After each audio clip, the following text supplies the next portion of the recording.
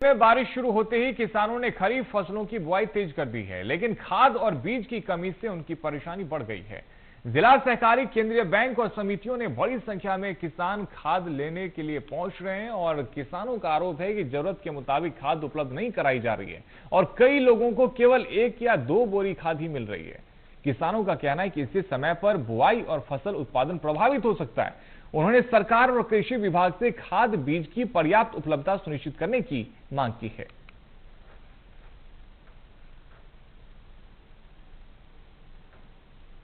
खाद एक साथ नहीं मिला थे काबर की अब 10 बोरी जैसे मोल खाद लेना रही से 10 बोरी ला दो बार करके 5-5 बोरी में देती और गाड़ी किराया 700-800 रुपया पड़ते मोला यहाँ से ले जाए बर गाँव ले जाए बर 10 बोरी जैसे कि जरूरत है तो 5-5 बोरी करके 2 बार में देते और क्या डबल किराया भाड़ा लग गया ना मोर गाड़ी के। बाहर से खाद लेता हूँ और बाहर से भी लेता हूँ ना तो पर्चा में ही मांगते तो हम कट्टू अधिया कट्टू बोता तो हमारे का पर्चा नहीं है। हमारे का खेत भी 1-1.5 एकड़ के किसान है, ज्यादा नहीं है तो हम लोग पर्चा मांगते तो हमारे का पर्चा नहीं है ना। खाद जो मिलना चाहिए वो नहीं मिल पाते।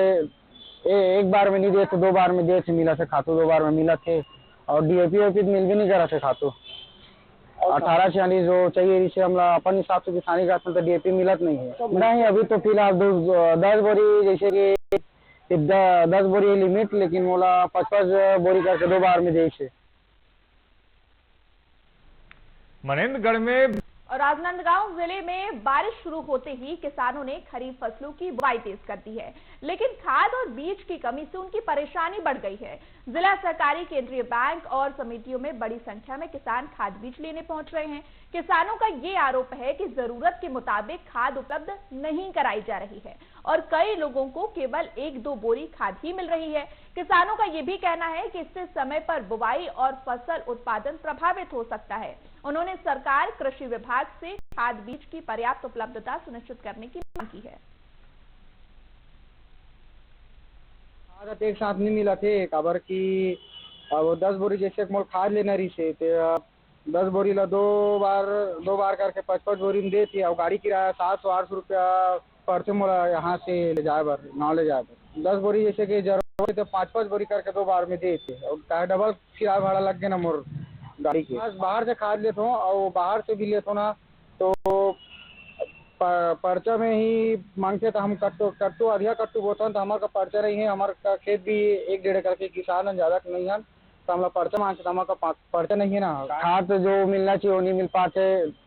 एक बार में नहीं देते 2 बार में देते मिला से खातू 2 बार में मिला थे और डीएपी ओपी मिल भी नहीं करा थे खातू 18-40 जो चाहिए इसे हम अपन हिसाब से किसानी करते तो डीएपी मिलत नहीं है। नहीं अभी तो फिलहाल 10 बोरी जैसे कि 10 बोरी लिमिट लेकिन मोला 5-5 बोरी करके 2 बार में दे।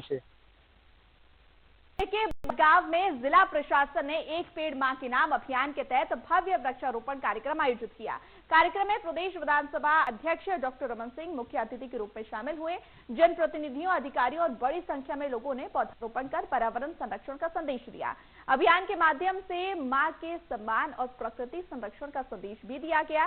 सभी ने अधिक से अधिक पौधे लगाने और उनकी देखभाल का संकल्प भी लिया।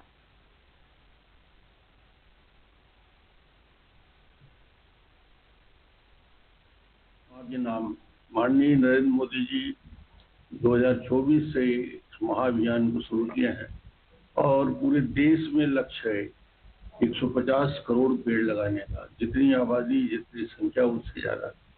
और उस अभियान के तहत आज राजनांदगांव जिले में करीब 3000 पेड़ लगाने का एक अभियान है जिसकी शुरुआत करने भी हम लोग जा रहे हैं। ये पूरे देश में और खासतौर से राजनांदगांव में एक अभियान को एक व्यापक रूप से लेने का काम कर रहे हैं। स्कूल हो, आंगनबाड़ी हो, सार्वजनिक स्थान हो, पंचायत भवन हो, सभी जगह वृक्षारोपण करने का एक अभियान चलेगा और ये बारिश के साथ साथ आने वाले 4 महीने में पूरे अभियान को चलाने का काम करेंगे। राजनांदगांव नगर निगम के नवनिर्वाचित 8 एल्डरमैन का शपथ ग्रहण समारोह आयोजित हुआ। जिला कलेक्टर ने सभी एल्डरमैन को पद और गोपनीयता की शपथ दिलाई। समारोह में जनप्रतिनिधि, प्रशासनिक अधिकारी और गणमान्य नागरिक मौजूद रहे। शपथ लेने के बाद एल्डरमैन ने नगर के विकास, जनहित के कार्यों और नागरिक सुविधाओं को सर्वोच्च प्राथमिकता देने का संकल्प जताया। इनकी नियुक्ति के साथ नगर निगम को 8 नए सदस्य मिले हैं, जो अब निगम की बैठकों, विकास योजनाओं और महत्वपूर्ण नीतिगत निर्णयों में सक्रिय भूमिका निभाएंगे। इससे नगर विकास कार्यों में गति आने और जनहित से जुड़े फैसलों को नई दिशा मिलने की उम्मीद है।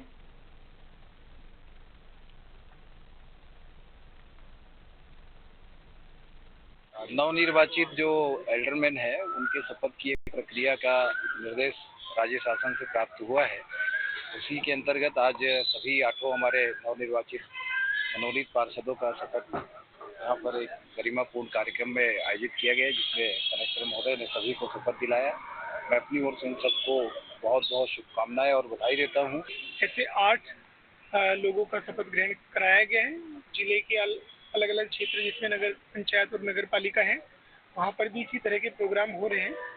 तो ये एक इनके नगर निगम के नियम जो 1956 है उसकी धारा 20 के तहत इनकी शपथ होती है, तो वो कराया गया है। आज नगर निगम प्रशासन द्वारा 8 जो नवनियुक्त एल्डरमैन थे उनका शपथ समारोह रखा गया था और सभी एल्डरमैन यहाँ उपस्थित थे। इस पद के लिए मैं वरिष्ठ भाजपा नेताओं को, हमारे आदरणीय डॉक्टर साहब जी को मैं धन्यवाद देता हूँ। साथ ही में स्थानीय जिला नेतृत्व को भी धन्यवाद देता हूँ कि आपने मुझे उस काबिल समझा और यह पद दिया है। निश्चित रूप से समाज सेवा मेरी हमेशा से रुचि रही है कि समाज के लिए मैं कुछ बेहतर करना चाहता हूँ और जो दायित्व मुझे दिया गया है इस पर भी मैं खरा उतरूंगा और समाज के लिए जो बेहतर हो सके वो समाज के लिए निरंतर कार्य करूंगा। राजनांदगांव नगर निगम में नवनिर्वाचित 8 एल्डरमैन का शपथ ग्रहण समारोह आयोजित हुआ। जिला कलेक्टर ने सभी एल्डरमैन को पद और गोपनीयता की शपथ दिलाई। समारोह में जनप्रतिनिधि, प्रशासनिक अधिकारी और गणमान्य नागरिक मौजूद रहे। शपथ लेने के बाद एल्डरमैन ने नगर के विकास, जनहित के कार्यों और नागरिक सुविधाओं को सर्वोच्च प्राथमिकता देने का संकल्प जताया। इसकी नियुक्ति के साथ नगर निगम को 8 नए सदस्य मिले हैं, जो अब निगम की बैठकों, विकास योजनाओं और महत्वपूर्ण नीतिगत निर्णयों में सक्रिय भूमिका निभाएंगे। इससे नगर विकास कार्यों में गति आने और जनहित से जुड़े फैसलों को नई दिशा मिलने की उम्मीद है। नवनिर्वाचित जो एल्डरमैन है उनके शपथ की एक प्रक्रिया का निर्देश राज्य शासन से प्राप्त हुआ है। उसी के अंतर्गत आज सभी 8 हमारे नवनिर्वाचित मनोनीत पार्षदों का शपथ यहाँ पर एक गरिमापूर्ण कार्यक्रम में आयोजित किया गया, जिसमें कलेक्टर महोदय ने सभी को शपथ दिलाया। मैं अपनी ओर से इन सबको बहुत बहुत शुभकामनाएं और बधाई देता हूँ। ऐसे 8 लोगों का शपथ ग्रहण कराया गया है। जिले के अलग अलग क्षेत्र जिसमें नगर पंचायत और नगर पालिका है, वहाँ पर भी इसी तरह के प्रोग्राम हो रहे हैं। तो ये एक इनके नगर निगम के नियम जो 1956 है उसकी धारा 20 के तहत इनकी शपथ होती है, तो वो कराया गया है। आज नगर निगम प्रशासन द्वारा 8 जो नवनियुक्त एल्डरमैन थे उनका शपथ समारोह रखा गया था और सभी एल्डरमैन यहाँ उपस्थित थे। इस पद के लिए मैं वरिष्ठ भाजपा नेताओं को, हमारे आदरणीय डॉक्टर साहब जी को मैं धन्यवाद देता हूँ। साथ ही में स्थानीय जिला नेतृत्व को भी धन्यवाद देता हूँ कि आपने मुझे उस काबिल समझा और यह पद दिया है। निश्चित रूप से समाज सेवा मेरी हमेशा से रुचि रही है कि समाज के लिए मैं कुछ बेहतर करना चाहता हूँ और जो दायित्व मुझे दिया गया है इस पर भी मैं खरा उतरूंगा और समाज के लिए जो बेहतर हो सके वो समाज के लिए निरंतर कार्य करूंगा। वहीं बस्तर पुलिस ने और चलिए अब खबरों की ओर करते हैं। खबर राजनांदगांव से है, जहां स्कूल में मधुमक्खियों का हमले में 40 से ज्यादा बच्चे जो हैं वो घायल हो गए हैं। तो देखिए, स्कूल में मधुमक्खियों ने हमला किया है और इस हमले में 40 बच्चे घायल बताए जा रहे हैं। प्रार्थना सभा के दौरान हड़कंप मच गया। चिड़ियों के छत्ता छेड़ने से मधुमक्खियां भड़की और जिला अस्पताल में सभी बच्चे भर्ती कराए गए हैं और सभी बच्चे फिलहाल खतरे से बाहर बताए जा रहे हैं। तो राजनांदगांव से ये खबर हम आपको बता रहे हैं, जहां एक स्कूल में मधुमक्खियों के एक झुंड ने हमला कर दिया और इस हमले में 40 बच्चे जो हैं वो घायल बताए जा रहे हैं। तस्वीरें भी हम आपको दिखा रहे हैं। सभी बच्चियों को अस्पताल पहुंचाया गया जहां पर उनका इलाज किया गया और अब सभी जो बच्चियां हैं वो खतरे से बाहर बताई जा रही हैं। बताया ये जा रहा है कि चिड़ियों के छत्ता छेड़ने से ये मधुमक्खियां भड़की और इन मधुमक्खियों ने छात्राओं पर हमला किया। फिलहाल जिला अस्पताल में सभी बच्चे भर्ती हैं और सभी बच्चे खतरे से बाहर बताए जा रहे हैं।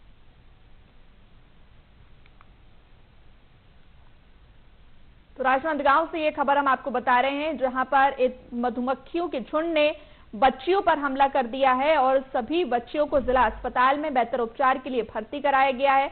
देखिए, इस हमले में 40 जो बच्चे हैं वो घायल बताए जा रहे हैं। बताया ये जा रहा है कि एक चिड़िया ने मधुमक्खी का छत्ता छेड़ा जिसकी वजह से मधुमक्खी भड़की और छात्राओं पर हमला किया गया। अब सभी बच्चे जो हैं उनका इलाज किया गया है और सभी खतरे से बाहर बताए जा रहे हैं।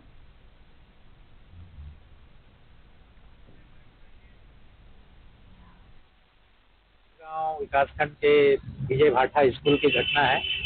वहाँ पर जो है बच्चों का प्रार्थना चल रहा था, उस समय मधुमक्खी की छतरी को कोई पक्षियों ने डंक मारा, जिसकी वजह से सारी मधुमक्खियाँ जो है सभी बच्चों को काट और काटने के उपरांत वैसे सभी बच्चों को हमारे 108 के माध्यम से हम लोगों ने 20-25 बच्चों को CSC में शिफ्ट कराया, प्रारंभिक उपचार किया और बाकी जो हमारी medical team on the spot भी पहुँच गई थी, वो अंडर ट्रीटमेंट कर रही है और कोई गंभीर स्थिति नहीं है। सारे बच्चे भी नॉर्मल हैं और स्थिति अंडर कंट्रोल है।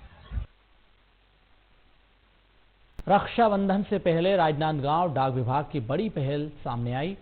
अब बहनें सिर्फ 10 रुपए में वाटरप्रूफ लिफाफे के जरिए राखी भेज सकेंगी। बारिश या पानी लगने के बाद भी राखी और संदेश पूरी तरह से सुरक्षित रहेगा। डाक विभाग ने मॉनसून को देखते हुए खास सुविधा शुरू की है। बहनों की राखी बिना किसी चिंता के भाइयों तक सुरक्षित पहुंचेगी। प्रति वर्ष एक स्पेशल कवर राखी लिफाफा सभी डाकघरों में भेजते हैं। इसी तरह से हमारे राजनांदगांव प्रधान डाकघर में स्पेशल राखी कवर प्राप्त हो गए हैं। ये कवर वाटरप्रूफ रहते हैं और सुविधाजनक रहते हैं, जिससे सभी इस और एक चीज और है इसमें खास कि भाई बहन का प्यार का प्रतीक है ये, और वो उपलब्ध है हमारे काउंटर में। क्या रेट है? 10 रुपए पर लिफाफा है। राजनांदगांव जिले में स्वास्थ्य विभाग द्वारा टीबी मुक्त भारत अभियान के तहत 100 दिनों का विशेष अभियान चलाया जा रहा है। इस अभियान का उद्देश्य टीबी के मरीजों की समय पर पहचान कर उन्हें जल्द से जल्द इलाज उपलब्ध कराना है। इस अभियान के अंतर्गत स्वास्थ्य विभाग की टीम घर घर पहुंचकर संभावित मरीजों की जांच कर उन्हें चिन्हित कर रही है। विशेषज्ञों का कहना है कि टीबी का इलाज पूरी तरह संभव है, लेकिन इसके लिए समय पर जांच और नियमित दवा लेना बेहद जरूरी है। स्वास्थ्य विभाग ने लोगों से अपील की है कि यदि लगातार खांसी, बुखार, वजन कम होना या अन्य टीबी के लक्षण दिखाई दे रहे हैं तो बिना देर किए नजदीकी स्वास्थ्य केंद्र पहुंचकर जांच कराएं। समय पर इलाज न केवल मरीज को स्वस्थ बनाता है बल्कि संक्रमण को दूसरों तक फैलने से भी रोकता है। टीबी के मरीजों में अभी 100 डेज टीबी कैंपेन का अभियान चल रहा है, 100 दिवसीय टीबी जांच खोज अभियान।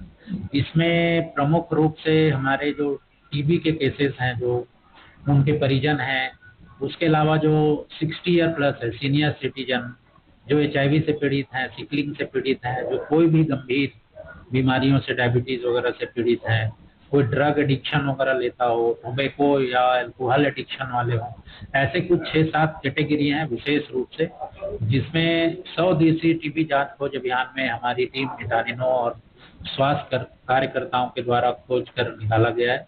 पिछले वर्ष जो 100 डेज टीबी कैंपेन हुआ था उसमें हम लोगों ने लगभग 1 लाख लोगों को सस्पेक्टेड कैटेगरी में रखा था, जिनका स्पुटम जांच और एक्सरे कराया गया था। और फिलहाल इस बुलेटिन में इतना ही। वहीं राजनांदगांव में जीवनदीप समिति के सदस्यों ने राजस्थान में नाबालिग बालिका से कथित सामूहिक दुष्कर्म के मामले में आरोपियों की गिरफ्तारी और पीड़ित परिवार को न्याय दिलाने की मांग को लेकर जिला और सत्र न्यायालय के सामने प्रदर्शन किया। प्रदर्शनकारियों ने हाथों में पोस्टर लेकर घटना के विरोध में नारे लगाए और दोषियों के खिलाफ कड़ी कार्रवाई की मांग की। समिति ने महिलाओं और बच्चियों के खिलाफ अपराधों पर सख्त कार्रवाई की आवश्यकता बताते हुए निष्पक्ष जांच और त्वरित न्याय की मांग की। साथ ही चेतावनी दी कि मांगे पूरी नहीं होने पर आगे भी लोकतांत्रिक तरीके से आंदोलन जारी रहेगा। का 17 अप्रैल को दुर्ग में हत्या कर दिया गया। वो पढ़ाई कर रही थी, कॉलेज में बीएड कर रही थी और एक लड़का उसके साथ साथ पढ़ता था, नॉन अटेंडिंग था। वो उसका किसी वजह से आपसी दुश्मनी की वजह से उसका गला घोट कर हत्या कर दिया गया। तो हम लोग यहाँ इसलिए आए हैं भैया कि इसको न्याय मिलना चाहिए। जिसने जान दिया है उसका जान जाना चाहिए, उसको फांसी का सजा होना चाहिए। सरकार इसमें जल्द से जल्द एक्शन लेना चाहिए और फास्ट ट्रैक के माध्यम से इस केस को जल्दी इसमें न्याय दिलाना चाहिए। हम लोग धरना प्रदर्शन रैली निकाल के हम लोग थक गए हैं और हमको ये सब करके हमको एक ही चीज समझ में आया कि न्यायालय जब तक से व्यवस्था सही नहीं होगी तब तक से बेटियों के साथ में अत्याचार होते रहेगी, एक से एक क्रूरता होती रहेगी, जिसका जीता जागता उदाहरण अभी छत्तीसगढ़ में भी कई जगह हुए हैं और राजस्थान में भी जो 13 साल की बच्ची के साथ में लगभग 32 लोगों ने दुष्कर्म किया। तो ऐसे मामले में क्रूरता बढ़ते जा रही है। पुलिस विभाग सारे सबूत न्यायालय तक पहुंचाती है, लेकिन न्याय व्यवस्था से उनको ऐसी छूट मिल जाती है। गांव नगर निगम के नवनिर्वाचित 8 एल्डरमैन का शपथ ग्रहण समारोह आयोजित हुआ। जिला कलेक्टर ने सभी एल्डरमैन को पद और गोपनीयता की शपथ दिलाई। समारोह में जनप्रतिनिधि, प्रशासनिक अधिकारी और गणमान्य नागरिक मौजूद रहे। शपथ लेने के बाद एल्डरमैन ने नगर के विकास, जनहित के कार्यों और नागरिक सुविधाओं को सर्वोच्च प्राथमिकता देने का संकल्प जताया।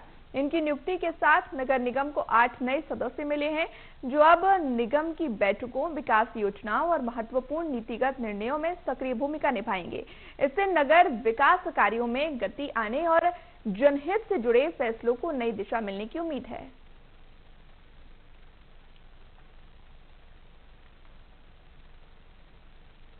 नवनिर्वाचित जो एल्डरमैन है उनके शपथ की एक प्रक्रिया का निर्देश राज्य शासन से प्राप्त हुआ है। उसी के अंतर्गत आज सभी 8 हमारे नवनिर्वाचित मनोनीत पार्षदों का शपथ यहाँ पर एक गरिमापूर्ण कार्यक्रम में आयोजित किया गया, जिसमें कलेक्टर महोदय ने सभी को शपथ दिलाया। मैं अपनी ओर से इन सबको बहुत बहुत शुभकामनाएं और बधाई देता हूँ। ऐसे 8 लोगों का शपथ ग्रहण कराया गया है। जिले के अलग अलग क्षेत्र जिसमें नगर पंचायत और नगर पालिका है, वहाँ पर भी इसी तरह के प्रोग्राम हो रहे हैं। तो ये एक इनके नगर निगम के नियम जो 1956 है उसकी धारा 20 के तहत इनकी शपथ होती है, तो वो कराया गया है। आज नगर निगम प्रशासन द्वारा 8 जो नवनियुक्त एल्डरमैन थे उनका शपथ समारोह रखा गया था और सभी एल्डरमैन यहाँ उपस्थित थे। इस पद के लिए मैं वरिष्ठ भाजपा नेताओं को, हमारे आदरणीय डॉक्टर साहब जी को मैं धन्यवाद देता हूँ। साथ ही में स्थानीय जिला नेतृत्व को भी धन्यवाद देता हूँ कि आपने मुझे उस काबिल समझा और यह पद दिया है। निश्चित रूप से समाज सेवा मेरी हमेशा से रुचि रही है कि समाज के लिए मैं कुछ बेहतर करना चाहता हूँ और जो दायित्व मुझे दिया गया है इस पर भी मैं खरा उतरूंगा और समाज के लिए जो बेहतर हो सके वो समाज के लिए निरंतर कार्य करूंगा।